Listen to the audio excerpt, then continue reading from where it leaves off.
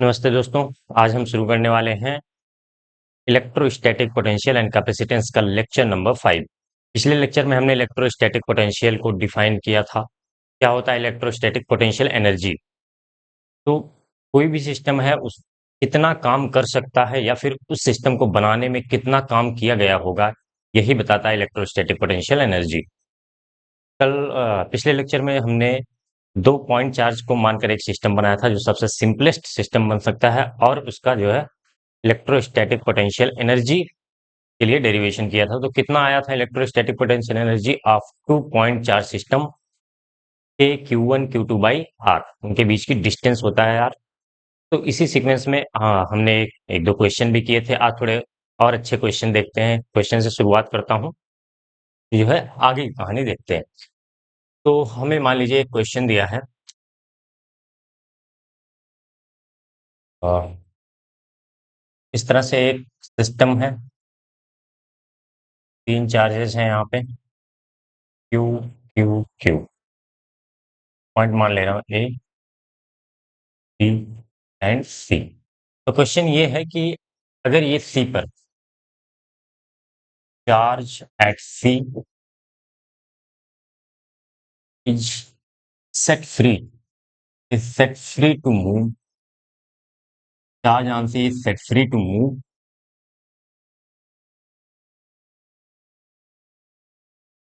What will be its maximum kinetic energy, maximum kinetic energy.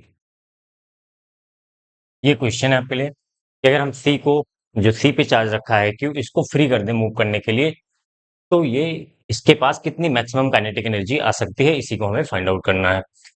तो ध्यान से देखिए, अगर ये चार्ज से मूव के लिए फ्री हो, अभी किसी तरीके से इसको बांध के रखा गया है तब जाके ये सिस्टम बना है, क्योंकि सारे पॉजिटिव चार्ज हैं तो ये भी इस पर रिपल्सन का फोर्स लगाएगा, ये भी रिपल्सन का फोर्स लगाएगा, और ये बीच में आगे जो है बढ़ेगा। अब आगे कब तक बढ़ेगा? जब तक ये इनफाइनाइट पे नहीं पहुंच जाएगा तक जो है ये आगे बढ़ता जाएगा। इसी को जो है हमें काइनेटिक एनर्जी निकालनी है इसकी, कितनी मैक्सिमम काइनेटिक एनर्जी हो सकती है। तो काइनेटिक एनर्जी आएगी कैसे? काइनेटिक एनर्जी तब आती है जब उस पे फोर्स लगाते हैं, उस पे वर्क डन होता है, और वो जो भी वर्क डन होता है वो काइनेटिक एनर्जी में चेंज होगा। क्योंकि ये इनफाइनाइट पे जा रहा है तो पोटेंशियल एनर्जी फाइनली जाके इसको जीरो हो जाएगी। अभी हमने इसको अगर फ्री कर दिया तो ये जाता जाता ऐसे इनफाइनाइट पे जाएगा, और इन दोनों के कारण इस पे अगर हम वर्क डन निकाल लें तो वही वर्क डन जो है इसकी काइनेटिक एनर्जी बनेगी। तो इसका वर्क डन कैसे निकालें हम?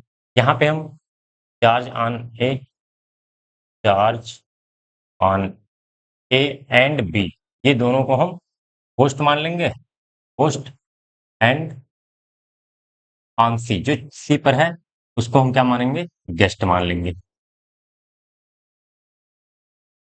अब इसको इनफाइनाइट तक जाने में इसका वर्क डन कैसे कैलकुलेट करें? तो इसके लिए हमारे पास सिंपल सा तरीका है, पोटेंशियल वाला सिस्टम।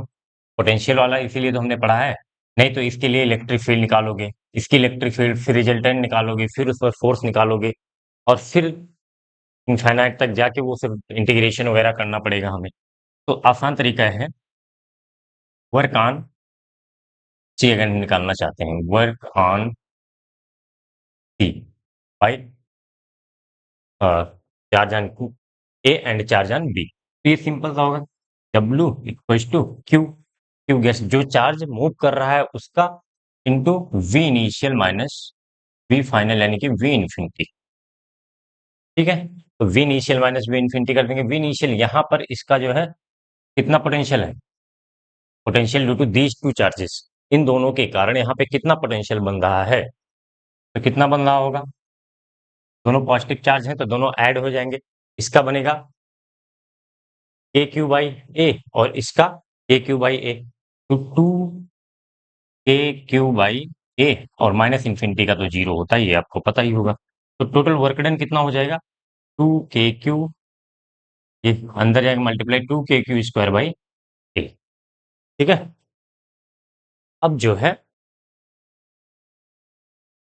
वर्क एनर्जी हम थ्योरम लगा देते हैं। वर्क एनर्जी थ्योरम क्या होता है? By work energy theorem, total work done on a system is equal to change in kinetic energy, change in kinetic energy. तो W इक्वल्स टू क्या हो जाएगा, change in kinetic energy. Change in kinetic energy का मतलब के final minus के initial. ठीक है, इनिशियली जब यहाँ पे ये चार्ज रखा है तो इसकी काइनेटिक एनर्जी जीरो है, तो के फाइनल ये पार्ट तो जीरो हो जाएगा। के फाइनल क्या हो जाएगा, W के इक्वल्स, और W हम पहले से निकाल चुके हैं, तो 2k⁴/a, ये आपका हो जाएगा काइनेटिक एनर्जी फाइनल। ठीक है, एक तरीका ये हो गया। एक दूसरा तरीका भी, तो एनर्जी कंजर्वेशन भी हम यहाँ पे लगा सकते हैं। सेकेंड मेथड, देखो आपको तरीका आना चाहिए। आप चाहो तो इंटीग्रेशन से भी करो, लेकिन आपको अलग अलग तरीके आने चाहिए, किसी एक तरीके पे आपको रखना नहीं। कॉन्सेप्ट को समझिए। और दूसरा तरीका वो एनर्जी कंजर्वेशन। अगर आपने न्यूटन्स लॉ ऑफ मोशन और 11th सही से पढ़ा है, तो एनर्जी कंजर्वेशन क्या होता है, अगर किसी सिस्टम पे कोई एक्सटर्नल फोर्स नहीं लग रहा है तो उसकी जो है टोटल एनर्जी कंजर्व रहती है। टोटल एनर्जी कंजर्व होने का मतलब क्या है, कि kinetic energy plus potential energy. तो ये हम तीनों को सिस्टम मान लेंगे, ऑल थ्री आर सिस्टम। तीनों को हमने सिस्टम मान लिया। अब क्या करेंगे, इनके कारण पोटेंशियल एनर्जी बताइए। तो इनके कारण पोटेंशियल एनर्जी तीनों का हम पेयर बनाते हैं, तीन पेयर बनेगा तो कितना हो जाएगा, 3k⁴/a। ए। और काइनेटिक एनर्जी तो जीरो होगी इनिशियल। क्या होता है, देखो वर्क एनर्जी थ्योरम क्या होता है, पोटेंशियल एनर्जी में लिख दे रहा हूँ, potential energy initial plus kinetic energy initial equals to potential energy final plus kinetic energy final. ये हमें करना है। तो पोटेंशियल एनर्जी इनिशियली क्या थे, 3k⁴/a plus kinetic energy initial तो सब रुके हुए हैं, तो काइनेटिक एनर्जी जीरो हो जाएगी। पोटेंशियल एनर्जी फाइनल, अब ये वाला चार्ज फाइनली क्या हो गया है, ये वाला चार्ज चला गया है इनफाइनाइट पे, तो इसके कारण कोई पोटेंशियल एनर्जी नहीं बनेगी। ये दोनों चार्ज बचे हैं, तो तो ये दो पॉइंट चार्ज हम इनको ट्रीट करेंगे एज अ पॉइंट चार्ज। तो इनकी पोटेंशियल एनर्जी कितनी हो जाएगी, k⁴/a, k⁴/a plus kinetic energy final, जो कुछ इसकी भी काइनेटिक एनर्जी आएगी। तो यहाँ से हम निकाल सकते हैं kinetic energy, final kinetic energy क्या हो जाएगा, 3k⁴/a माइनस k⁴/a। तो ये कितना आ जाएगा, ये फाइनल माइनस करेंगे तो ये आ जाएगा 2k⁴/a। ठीक है, तो चाहे आप इस मेथड से निकालें 2k⁴/a, चाहे इस मेथड से निकालें 2k⁴/a। तो ये हो गया एक बढ़िया क्वेश्चन। इसमें हमने वर्क एनर्जी थ्योरम भी लगा दिया, एनर्जी कंजर्वेशन भी लगा दिया। ठीक है, तो होप आपको ये कॉन्सेप्ट क्लियर हो गया होगा। एक क्वेश्चन और करते हैं, फिर जो है अगले कॉन्सेप्ट पे हम बढ़ते हैं।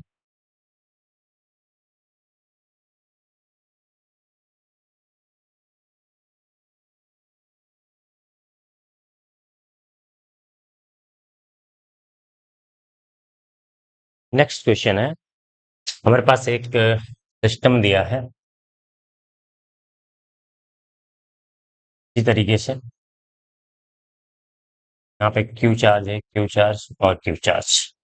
ठीक है, इनके बीच की डिस्टेंस जो है इक्विलेटरल ट्रायंगल है, 2a दिया है। अब क्या कह रहा है कि इसको जो है किसी तरह से चेंज किया जा रहा है। ये मान लीजिए कॉन्फ़िगरेशन 1 है, दूसरे कॉन्फ़िगरेशन में चेंज किया जा रहा है इस तरह से। कैसे किया जाएगा, क्यू क्यू क्यू, और ये डिस्टेंस जो है ए हो जा रही है। अभी कैसे किया गया होगा, कैसे किया गया होगा, तो देखो इन दोनों पॉजिटिव चार्ज है, रिपल्सन का फोर्स लग रहा है, तो इसको प्रेस किया गया होगा, इसको प्रेस किया गया होगा, इस तरह से प्रेस करके इनके बीच की डिस्टेंस को 2a से ए लाया गया है। इसको मैं बोल दे रहा हूँ कॉन्फ़िगरेशन नंबर 2। अब कह रहा है कि फ्रॉम कॉन्फ़िगरेशन 1 to 2 कितना वर्क डन करना पड़ेगा हमें।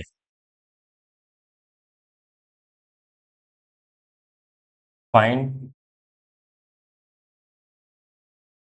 Work done by external agent, by external, दिख रहा है, by external agent to make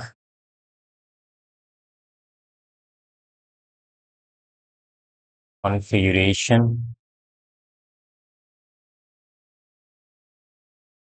1 to 2, ठीक है, 1 से 2 जाने में कितना वर्क डन करना पड़ा होगा? तो यही चीज़ हमें निकालनी है। तो वर्क डन अब देखिए, तो अगर आप मैकेनिक्स से करेंगे, तो इस पे कि फ़ोर्स लगाना पड़ेगा, ये लाना पड़ेगा, इस पे फ़ोर्स, तो वो बहुत कॉम्प्लिकेटेड हो जाएगा और हम इतनी आसानी से इसको कर नहीं पाएँगे। तो तरीका क्या है? अभी हमने इलेक्ट्रोस्टैटिक पोटेंशियल एनर्जी पढ़ रहे हैं, तो पोटेंशियल एनर्जी क्या होती है? किसी सिस्टम पे कितना वर्क डन किया गया है, इसकी कुछ पोटेंशियल एनर्जी होगी और अब जब ये सिस्टम बन गया है, तो इसकी अपनी कुछ अलग पोटेंशियल एनर्जी होगी, क्योंकि डिस्टेंस चेंज हो रहा है, तो इनके बीच की कॉन्फ़िगरेशन चेंज हो रहा है, तो इनकी पोटेंशियल एनर्जी भी चेंज होगी।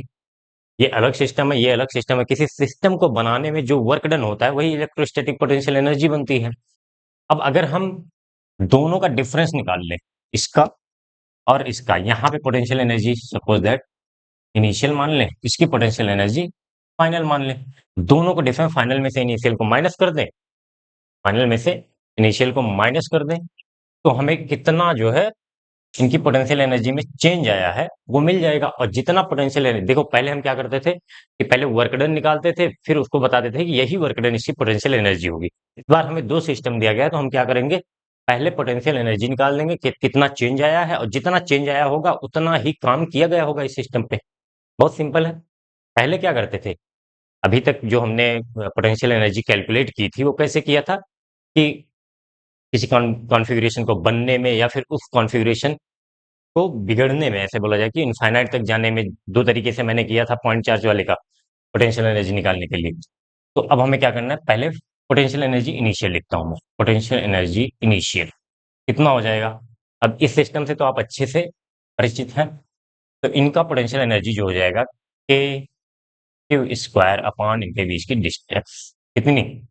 3 के क्यू स्क्वायर, 3 पेयर बनेंगे ना, के क्यू स्क्वायर अपॉन 2a, के क्यू स्क्वायर अपॉन 2a, के क्यू स्क्वायर अपॉन 2a के 3 पेयर बनेंगे, तो 3 के क्यू स्क्वायर बाई 2a।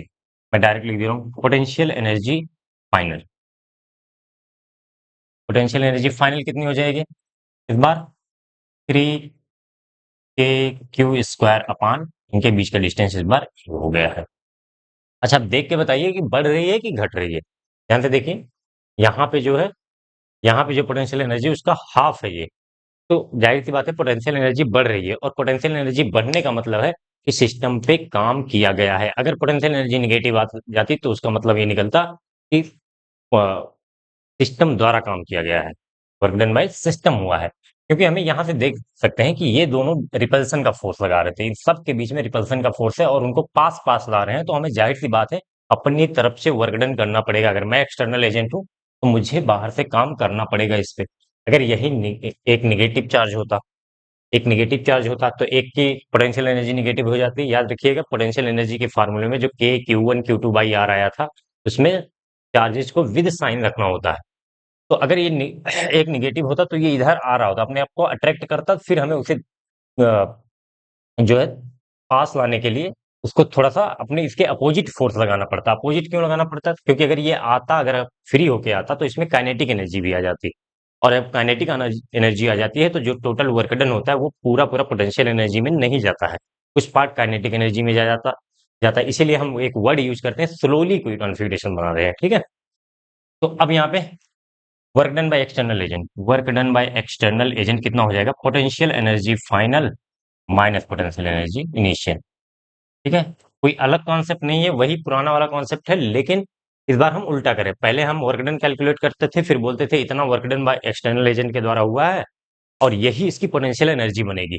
इस बार क्या करें, पहले पोटेंशियल एनर्जी में डिफरेंस निकाल लिया, हमें पता चल गया यहाँ से यहाँ जाने में इतनी पोटेंशियल एनर्जी बढ़ी है इसकी, तो इतना वर्क डन हुआ होगा। यही काम करना है। तो कितना हो जाएगा? 3 के q square by A minus 3 के क्यू स्क्वायर बाई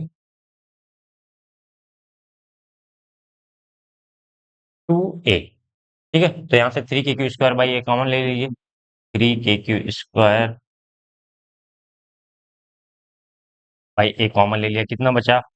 1 - 1/2, यानी कि 1/2 बचेगा। डब्ल्यू एक्सटर्नल इक्वल टू 3 के क्यू स्क्वायर बाई होगी, ये हो जाएगी आपकी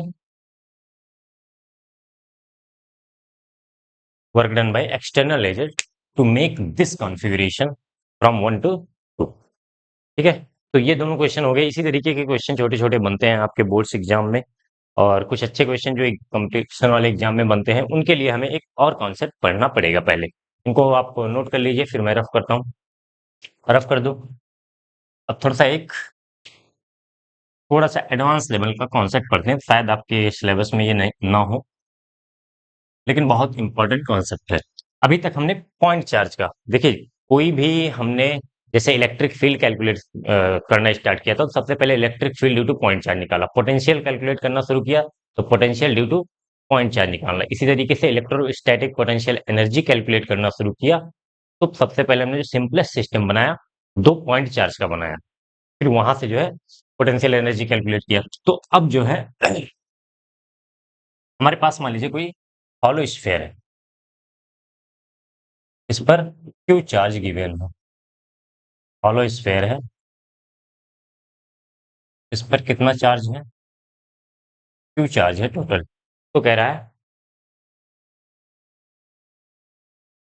हेडिंग लगा लीजिए आप, electrostatic potential energy, electrostatic potential energy of uniformly charge, uniformly charged hollow sphere, hollow sphere.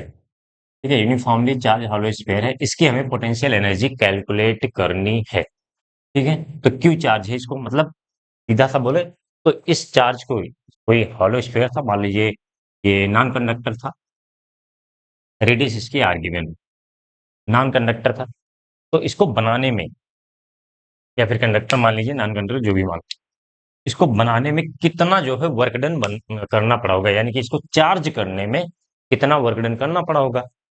तो कैसे निकालें इसको? हम्म जब पॉइंट चार्ज वाला कॉन्सेप्ट याद रखिए, इसीलिए सबसे पहले पॉइंट चार्ज हम लोग देखते हैं, और पॉइंट चार्ज वाले कॉन्सेप्ट से ही करेंगे। तो इसको जो है छोटे छोटे चार्ज में हम तोड़ लेंगे, पॉइंट चार्ज में बिल्कुल डी क्यू डी क्यू, और डी क्यू चार्ज को लाएंगे, लाते जाएंगे, उसमें जो है उनकी पोटेंशियल एनर्जी कैलकुलेट करते जाएंगे, और पूरा चार्ज की पोटेंशियल एनर्जी हम कैलकुलेट कर देंगे। तो हम क्या करेंगे, मान लीजिए हम इनफाइनाइट से जो है डी क्यू चार्ज लेकर आ रहे हैं, इस पर हमने प्लस डी क्यू चार्ज दिया। तो जैसे याद करिए, हमने जब दो पॉइंट चार्ज का किया था, तो जब पहला चार्ज लेकर आए थे तो हमें कोई वर्क डन नहीं करना पड़ा था। क्यों? क्योंकि कोई अपोज करने वाला नहीं था। वही सेम कंडीशन यहाँ पे है कि कोई पहले से यहाँ पे चार्ज है नहीं, जब पहला चार्ज लेकर आए तो कोई अपोज या फिर उसको रिपेल अट्रैक्ट करने के लिए कोई है नहीं, तो पहले चार्ज को लाने में यहाँ पे कोई वर्क डन नहीं करना पड़ेगा। तो मैं लिख दे रहा हूँ, no work done, no work done in bringing, no work done in bringing first D Q, first D Q. ठीक है, अब इसी तरीके से हम अगला डी क्यू लाएंगे। जब अगला और सेकेंड डी क्यू, और सेकेंड डी क्यू, तो ये डी क्यू पहले से पहुंच चुका है और इसको रिपेल कर रहा होगा। अब इसके कारण कितना वर्क डन करना पड़ेगा, तो वही पॉइंट चार्ज वाला पोटेंशियल एनर्जी का। तो फॉर सेकेंड डी क्यू कितना हो जाएगा, के डी क्यू पहले से है into D Q, Q one Q two by R होता है ना, तो वही चीज D Q into D Q. अब आर की जगह पे क्या लिखे, तो यहाँ पे हम लोग ये कितने दिनों से करते आ रहे हैं इलेक्ट्रिक फील्ड में, पोटेंशियल में, कि अगर बाहर के लिए, बाहर के चार्ज के लिए ये डीक्यू जो है हम सेंटर पे कंसीडर कर सकते हैं। तो इसको अगर सेंटर पे कंसीडर करेंगे, तो यहां तक ला रहे हैं, तो इनके बीच देखिए, यहां तक हम ला रहे हैं डीक्यू को, दूसरे वाले डीक्यू को यहां तक लाएं, और पहले से ये डीक्यू जो है इसको हम सेंटर पे कंसीडर कर सकते हैं। तो सेंटर पे कंसीडर करेंगे तो दोनों के बीच की डिस्टेंस हो जाएगी आर। ठीक है, इसी तरीके से थर्ड डीक्यू, थर्ड डीक्यू को लाने में कितना वर्क डन होगा? हम्म अब कितना हो गया है, पहले से कितना हो गया? देखो, एक डीक्यू आया, कोई वर्क डन नहीं, और दूसरा डीक्यू आया, तो के डी क्यू बाई आर। अब कितने चार्ज यहाँ पे हो सकेंगे? टू डीक्यू हो सके हैं, के टू डीक्यू इंटू डीक्यू ला रहे हैं, डीक्यू अपान आर। फिर से वही ना, टू डी क्यू यहाँ पे हो गया होगा, और टू डी क्यू को हम सेंटर पे कंसीडर करेंगे तीसरे वाले डी क्यू भी। इसी तरीके से फोर्थ डी क्यू लाने में कितना हो जाएगा, कि अभी फोर्थ डी क्यू लाते समय यहाँ पे थ्री डी क्यू पहले से आ चुका है, into D q upon r. तो इस तरीके से हम इसको एन पार्ट में, छोटे छोटे टुकड़ों में, एन पार्ट में एन डी क्यू को लाएंगे। एन डी क्यू लाने में कितना वर्क डन हो जाएगा, कि जितना भी होगा ये, तब तक कितने आ चुके हैं, एन मान लो, एन माइनस वन मान लो, तो n d Q into D q upon r. ठीक है, अब ध्यान से देखिएगा, इन्हीं को हम सबको जोड़ दें तो कितना वर्क डन हुआ है वो हमें मिल जाएगा, और वही इस हॉलो स्फेयर की पोटेंशियल एनर्जी बनेगी। तो W इक्वल्स टू कितना हो जाएगा, पहला वाले लाने में क्या हुआ था, k d q upon r plus k d q upon r plus k d q upon r. इस तरीके से कहाँ तक जाएगा, एन तक। ठीक है, एन तक जाएगा ये। और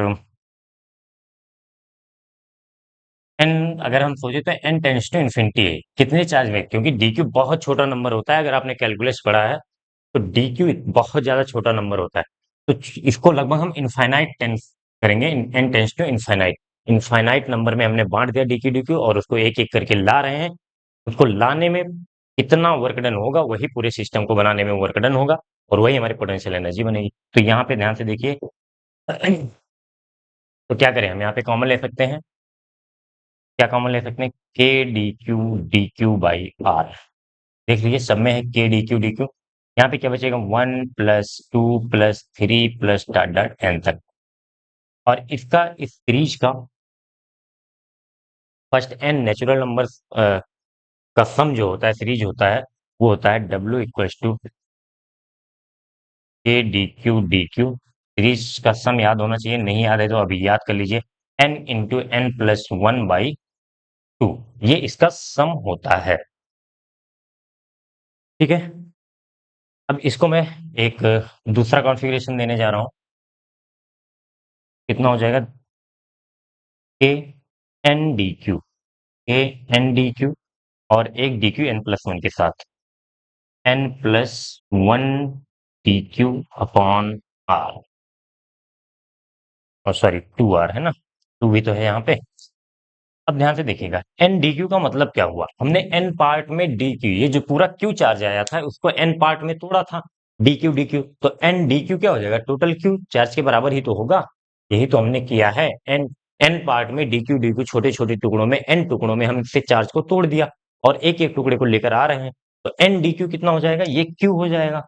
और n plus one d q, जब एन टेंस टू इन्फिनिटी है, मतलब बहुत बड़ा नंबर है एन, तो अगर उसमें एक ऐड भी कर देंगे तो भी तो एन डी क्यू के बराबर ही होगा। तो ये जो बनेगा आपका क्यू के इक्वल हो जाएगा, और ये भी आपका क्यू के इक्वल हो जाएगा। आप इस बात को समझ पा रहे हैं, n d q n part में तोड़ा था क्यू को, तो उन्हीं सबको एन डी क्यू को जोड़ दिया गया, एन डी क्यू बन गया, और ये टोटल चार्ज क्यू के बराबर हो जाएगा, n plus one d q. तो जब इन्फिनिटी को टेंस कर रहा है एन, तो इन्फिनिटी में एक जोड़ने से भी वो एन ही रहेगा, इन्फिनिटी ही रहेगा।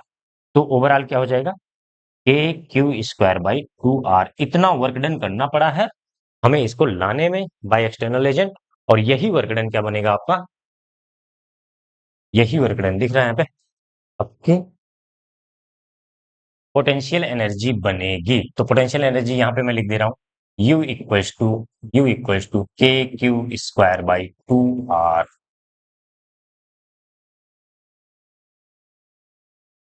ठीक है, तो हमने हॉलो स्फेयर की पोटेंशियल एनर्जी निकाल ली है, इसको आप देख लीजिए,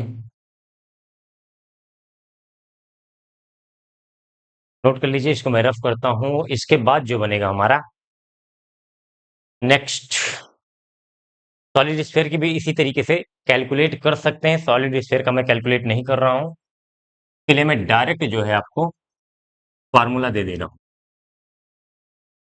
ठीक है, डेरिवेशन उतना इंपॉर्टेंट नहीं है आपके, ये भी डेरिवेशन बुक्स, ये जो डेरिवेशन मैंने अभी कराया है k q square by two r का, ये भी आपके लिए डेरिवेशन कभी नहीं पूछा जाता है। लेकिन हाँ, कॉन्सेप्ट पता होना चाहिए कैसे किया है, क्योंकि जब अभी हम अगला टॉपिक, इस चैप्टर का नेक्स्ट टॉपिक जो है कैपेसिटेंस, कैपेसिटेंस में हम स्फेरिकल कैपेसिटर की बात करेंगे, तो उस पे जो है उसकी एनर्जी की जरूरत हमें पड़ती है। तो k q square by two r याद रखिएगा, ताकि हमें वहां ना कराना पड़े। अब यही हम सॉलिड स्फेयर की बात कर लेते हैं। Potential energy of potential energy of solid sphere. Potential energy of solid sphere क्या बनेगा? सॉलिड स्फेयर की पोटेंशियल एनर्जी इस बार पूरा uniform charge distribution, uniform charge distribution. इसमें जो है प्लस प्लस, इस तरह से हमने मान लिया टोटल क्यू चार्ज इस पर है। अब इसको बनाने में देखो तरीका क्या होता है, इसको ऐसे पतली पतली रिंग लेके, क्योंकि हमें हॉलो स्क्वायर स्फेयर का पता है, तो ऐसे बहुत सारे हॉलो स्फेयर लेके इसे हम पूरा बना देंगे। ठीक है, तो हॉलो स्फेयर वाला फार्मूला लगा के इंटीग्रेट वगैरह करके, तो जब आप कैलकुलेट करेंगे तो 3/5 k q square by r, r radius है इसकी, ये जो है फार्मूला आपका बन जाएगा। ठीक है, तो इसको याद कर लीजिए। हॉलो स्फेयर का क्या होगा? हॉलो स्फेयर का k q square by two r, और सॉलिड स्फेयर का 3/5 k q square by are. ठीक है, तो फार्मूला याद कर लीजिए। इस पे एक दो क्वेश्चन हम कर लेते हैं, देखते हैं। अभी क्या हमने किया, हमने पॉइंट चार्ज से रिलेटेड क्वेश्चन किए थे। पॉइंट चार्ज से रिलेटेड जो क्वेश्चन किया था, अब हम क्या करने वाले हैं, एक हमने हॉलो स्फीयर ले लिया, एक हॉलो स्फीयर ले लिया।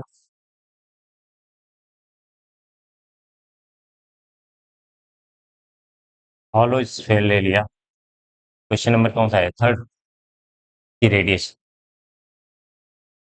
आर है, और इससे जो है सेंटर से ए डिस्टेंस पर एक पॉइंट चार्ज हमने क्यू रखा है।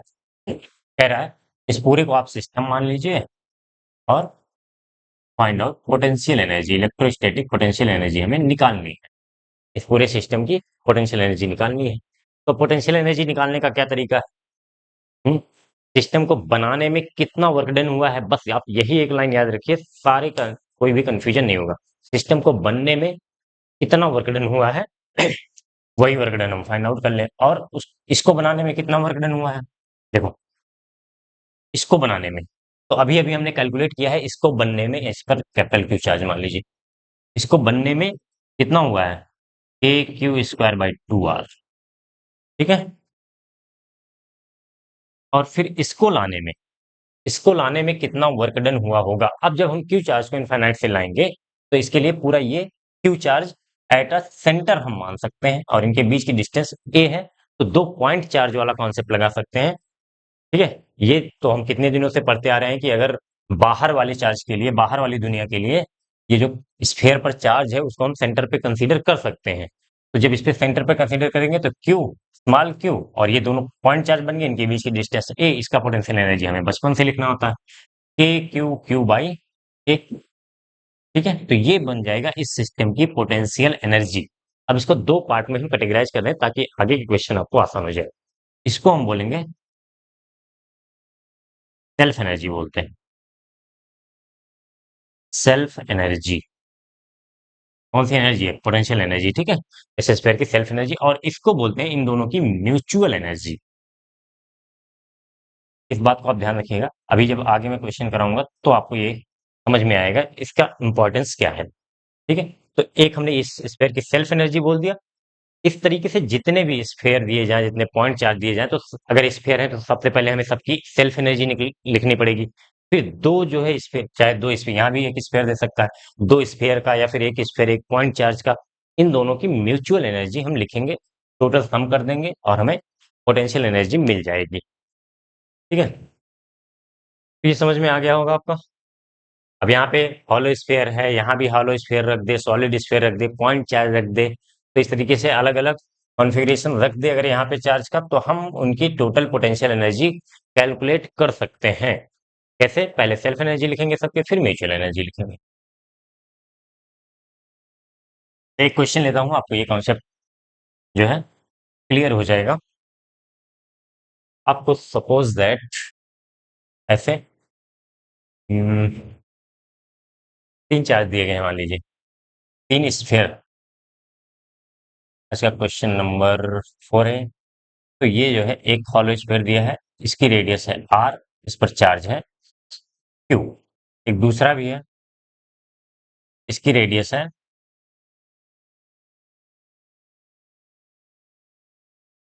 की रेडियस है 2r, और इस पर चार्ज है 2q। चाहे तो आप तीसरा भी ले सकते, चलो तीसरा भी ले ले रहे हैं। एक तीसरा भी है, की रेडियस कितनी है, 3r है, और इस पर चार्ज है 3q। ऐसे मान लीजिए 1 2 3, 3 हॉलो स्फीयर दिया है, इन पे चार्ज दिया है, उनकी रेडियस दी गई है। कह रहा है find potential energy of this system.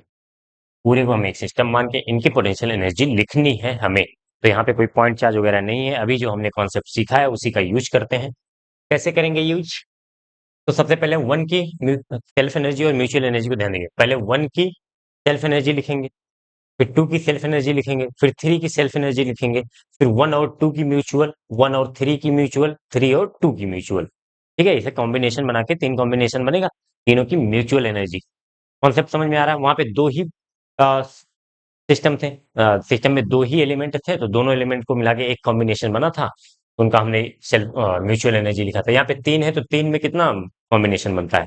आपने जो ट्रायंगल वाला किया था उसमें भी तीन सिस्टम बना था, तीन में यहाँ पे भी तीन बनेगा। अब ध्यान से देखिए, तो मैं पहले एक बार लिख दे रहा हूँ ताकि आपको कोई कंफ्यूजन नहीं करे। पहले self energy, self energy of one. ठीक है, पहले की self energy plus self energy of two, plus self energy of three, plus self energy of three. फिर इसके बाद self energy of one and two करेंगे। Self energy of one and two करेंगे। फिर सेल्फ एनर्जी ऑफ, ध्यान से देखिए, अगर कॉन्सेप्ट आप सीख गए तो बहुत आसान क्वेश्चन लगेगा ये।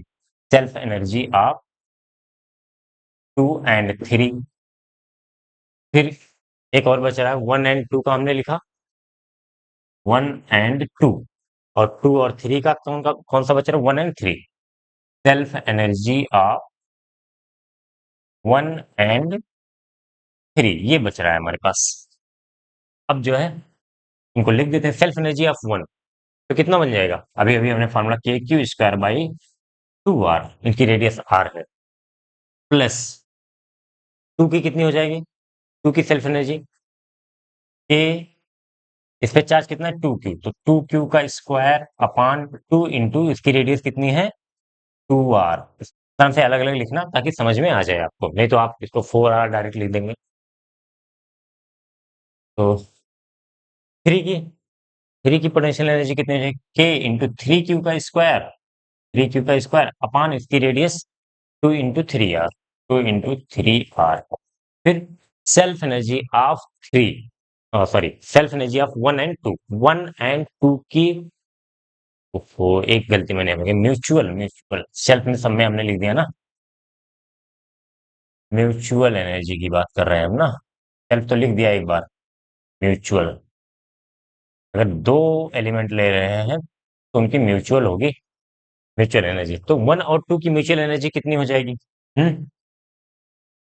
अब देखो, एक बार ध्यान से देखना, ये वन है, इस पर चार्ज कितना है, क्यू, और हम टू पे कितना ला रहे हैं, टू क्यू बाहर से ला रहे हैं, तो टू क्यू बाहर वाले के लिए जो है, इस चार्ज को हम पॉइंट इसके सेंटर पे कंसीडर कर सकते हैं। तो एक चार्ज क्यू है सेंटर पे, और एक चार्ज कहाँ पे ला रहे हैं, यहाँ पे दूसरे वाले स्फीयर पे ला रहे हैं ना, तो टू क्यू, और यहाँ से यहाँ के बीच की डिस्टेंस कितनी है, टू आर है। ठीक है, तो इनकी एनर्जी कितनी हो जाएगी, k q into two q upon two r, k Q one Q two by r, point charge वाला।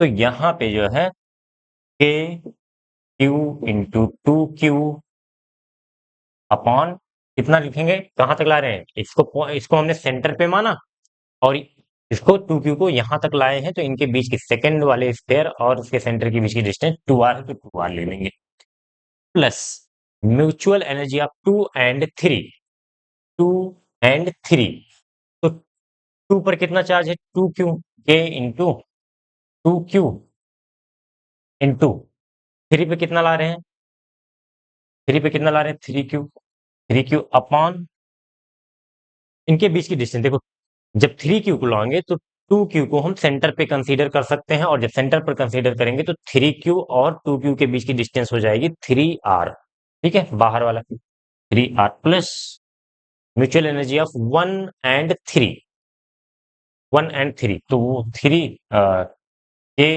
1 पे कितना चार्ज है, q इंटू कितना ला रहे हैं हम, 3 वाला ला रहे हैं, तो 3q अपॉन इनके बीच की डिस्टेंस 3r, तो ये बन जाएगी आपका total potential energy of this system. Hope कि आपको समझ में आया होगा, ठीक है, इतना टफ भी नहीं है अगर आपने वो कॉन्सेप्ट समझा है। सेल्फ एनर्जी और mutual energy, self energy mutual energy इसलिए इसको नाम दे दिया गया है ताकि आप कहीं भी गलती ना करें, पहले इस तरह से जब हम लिख लेंगे तो उसमें कोई भी पेयर छूटने का चांस नहीं है, ठीक है। तो हो गया यहाँ तक। पोटेंशियल एनर्जी का एक छोटा सा कॉन्सेप्ट बचा हुआ है, अभी हमने पोटेंशियल एनर्जी के बहुत ज्यादा फार्मूले नहीं याद करने हैं, बस इतने में आपका अगर ये सारे कॉन्सेप्ट सीख गए हैं, बस एक का बचा हुआ है डाइपोल का, तो डाइपोल का भी जल्दी से देख लेते हैं, फिर जो है ये पोटेंशियल एनर्जी का कॉन्सेप्ट आपका खत्म हो जाएगा। इस पर हमने ठीक ठाक क्वेश्चन भी कर लिए हैं, और अगर आप कॉन्सेप्ट सीख गए हैं तो नए क्वेश्चन भी आएंगे तो आप हैंडल कर पाएंगे। आप वर्क एनर्जी थ्योरम को ध्यान में रखिए, मैकेन एनर्जी कंजर्वेशन को ध्यान में रखिए, और ये कॉन्सेप्ट हमने स्फेयर वाला, अगर वहीं कहीं पे सॉलिड स्फेयर एक दे देता तो हम सेल्फ एनर्जी किसकी लिखते हैं, फिर सॉलिड स्फेयर की 3/5 kq² इस बात को भी ध्यान रखिएगा। अब जो है चलिए, potential energy, electrostatic potential energy की बात हो रही है यहाँ पे। Potential energy of potential energy of dipole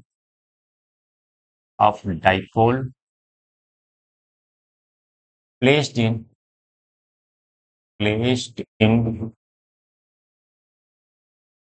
uniform electric field, ठीक है, यूनिफॉर्म इलेक्ट्रिक फील्ड में कोई डाइपोल रखा है, इलेक्ट्रिक फील्ड, तो हम उसकी पोटेंशियल एनर्जी कैसे कैलकुलेट करेंगे, तो आपको याद है पोटेंशियल, हमने electric field due to dipole calculate किया था, 3 फार्मूले आए थे, एक्सियल पॉइंट पे, इक्विलेटरल पॉइंट पे, और एट अ जनरल पॉइंट। फिर उसके बाद हमने कैलकुलेट किया था potential due to dipole, potential calculate कर लिया, अब पोटेंशियल एनर्जी का। पहले तो हम यूनिफॉर्म इलेक्ट्रिक फील्ड बनाएंगे, कैसे यूनिफॉर्म इलेक्ट्रिक फील्ड बनाते हैं, पैरेलल लाइन से रिप्रेजेंट करते हैं हमको, ठीक है। तो इसके बारे में मैं कुछ चीजें आपको याद दिला दूं, यहाँ पे एक माइनस क्यू चार्ज है, डाइपोल कैसे बनता है, माइनस क्यू प्लस क्यू, और एक टर्म डिफाइन होता है, इनके बीच की डिस्टेंस हमने कितना लिया था, 2l लिया था, तो डाइपोल मोमेंट डिफाइन होता है Q into 2l, charge and distance between them, और डाइपोल की डायरेक्शन होती है माइनस क्यू से प्लस क्यू, ठीक है। अब ये यूनिफॉर्म इलेक्ट्रिक फील्ड में जब हमने रखा है, तो कोई भी चार्ज जब हम इलेक्ट्रिक फील्ड में रखते हैं तो उस पर लगता है फोर्स, आपको याद होगा अगर पॉजिटिव चार्ज है तो in the direction of electric field force लगेगा, और अगर नेगेटिव चार्ज है in the opposite direction of electric field, तो इस पर लगेगा Q इंटू ई। हालांकि ये सारी चीजें हम कर चुके हैं, बस आपको रिवाइज करा रहा हूँ, इधर पर इधर लगेगा Q इंटू ई, तो नेट फोर्स एफ नेट जो है इस पर कितना है, 0 है, तो ये हम बोलते हैं इसको ट्रांसलेशनल इक्विलिब्रियम में है। अगर किसी भी सिस्टम पे नेट फोर्स 0 हो तो उसको हम बोलते हैं वो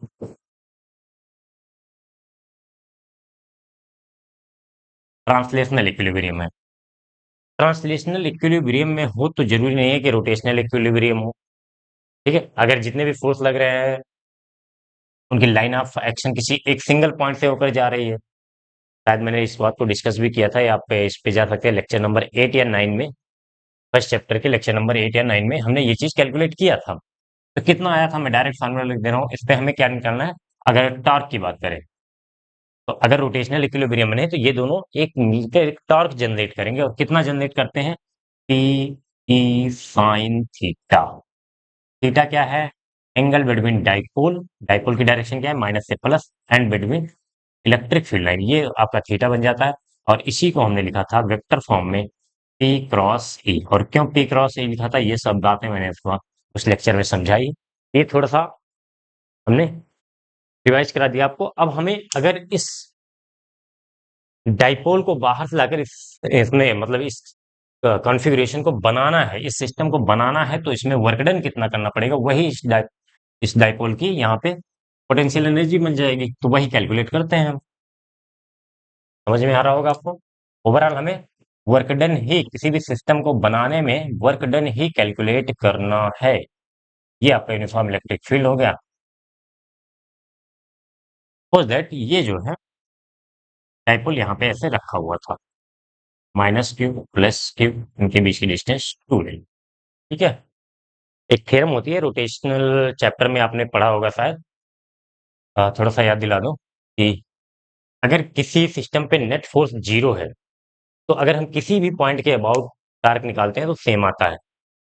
ठीक है। तो कुछ बुक्स में हो सकता है मिड पॉइंट के अबाउट निकाला जाता है, कुछ बुक्स में पूरे को ले लिया जाता है। तो ओवरऑल मैटर नहीं करता, सब में जो है सेम ही आने वाला है। तो अब हम क्या करेंगे, इस सिस्टम को उठा के हम यहाँ पे लाके रखना है हमें सेम एज इट इज। तो क्या करेंगे, पहले माइनस क्यू लेकर आएंगे, फिर प्लस क्यू लेकर आएंगे। तो इस तरीके से हमारा ये सिस्टम यहाँ पर आ जाएगा, माइनस क्यू और यहाँ पे प्लस क्यू, और इनके बीच की डिस्टेंस 2A। ठीक है। ये एंगल जो गिवन है, सपोज दैट थीटा। अब जो है इसको लाने में कितना काम करना पड़ा होगा बताइए। हम्म work done, work done calculate करने हैं by external agent. External agent को कितना काम करना होता है अगर ये ऐसी सिचुएशन में, तो जितना उसको अपोज मिलता है उसको स्लोली लाने के लिए करना पड़ता है। तो माइनस क्यू चार्ज है, माइनस क्यू चार्ज अगर इस इलेक्ट्रिक फील्ड में हम लाएंगे, सपोज दैट ये जो है यहाँ से माइनस क्यू को हमने एक्स डिस्टेंस तक लाया है, ये एक्स डिस्टेंस है। ठीक है। अब आप ये यहाँ पे इनफाइनाइट वाला कॉन्सेप्ट मत लगाइए, क्योंकि यूनिफॉर्म इलेक्ट्रिक फील्ड अगर अलग से दी गई है। ठीक है। तो यहाँ कहीं पे रखा हुआ था, हमने यहाँ पे लेकर आएंगे हम इसे, और हम देखते हैं कितना काम हमें करना पड़ेगा। तो माइनस क्यू को लाने में क्या हमें वर्क डन करना पड़ेगा, करना तो पड़ेगा ही। लेकिन इधर लाने में, ये तो माइनस क्यू पे इलेक्ट्रिक फील्ड के अपोजिट डायरेक्शन में फोर्स लगता है, ये इस डायरेक्शन में जब फोर्स लगेगा तो ये तो अपने आप खींच रहा है इसको। तो फिर हमें काम क्यों करना पड़ेगा, अपने आप आ जाना चाहिए। लेकिन हमें इसको स्लोली लाने के लिए, ताकि जो भी वर्क डन हो वो पोटेंशियल एनर्जी में जाए, तो स्लोली लाएंगे इसको। स्लोली लाने के लिए हमें अपना फोर्स इधर लगाना पड़ेगा। ये इधर आ रहा होगा, इसको इधर कितना इसके इक्वल जितना ये लगा रहा होगा, क्यू इंटू ई लगाता है ना इलेक्ट्रिक फील्ड में, तो उतना ही इक्वल लगाना पड़ेगा, और फिर ये धीरे धीरे इसको यहाँ पे लाएंगे। तो अगर हम अपना फोर्स बाय एक्सटर्नल एजेंट हम कैलकुलेट कर रहे हैं, तो अपना फोर्स इधर लगा रहे हैं और डिस्प्लेसमेंट इधर हो रहा हो, तो डब्ल्यू equal to f s cos theta cos 180 हो जाएगा। वो निगेटिव वर्क डन होगा ओवरऑल, आपको इतना आना चाहिए। तो माइनस एफ इंटू एक्स, कितना डिस्टेंस है एक्स, और फोर्स कितना लग रहा है q into e into x. अब ये फोर्स कांस्टेंट है, क्योंकि कांस्टेंट इलेक्ट्रिक फील्ड है, इलेक्ट्रिक फील्ड भी कांस्टेंट है, यूनिफॉर्म इलेक्ट्रिक फील्ड है। तो हर जगह पे क्यू इंटू ई लगेगा, तो इंटीग्रेशन वगैरह करने की जरूरत यहाँ पर नहीं है। प्लस अब ये डिस्टेंस कितनी हो जाएगी, ये डिस्टेंस यहाँ से यहाँ तक एक्स है, यहाँ से यहाँ तक एक्स है, और ये डिस्टेंस इतना कम ला रहे हैं हम। बाकी तो ला तो इतना ही रहे हैं, इतना ही तो कम ला रहे हैं। चाहे यहाँ से आप देख लीजिए ये वाला, और चाहे यहाँ से ये देख लीजिए। तो ये डिस्टेंस कितनी हो जाएगी अगर आप देखें तो 2L cos थीटा। आप ट्रिग्नोमेट्री इतनी आती होगी आपको, इतना लगा लीजिए, 2L cos थीटा ये डिस्टेंस हो जाएगी। तो फोर्स कितना लग रहा है, Q इंटू ई। क्यू ई का अपोज कर रहा है, तो इस बार हमें इधर ही फोर्स लगाना पड़ेगा, तो पॉजिटिव होगा क्यू ई। और कितना हो जाएगा, ये डिस्टेंस कितनी हो जाएगी एक्स।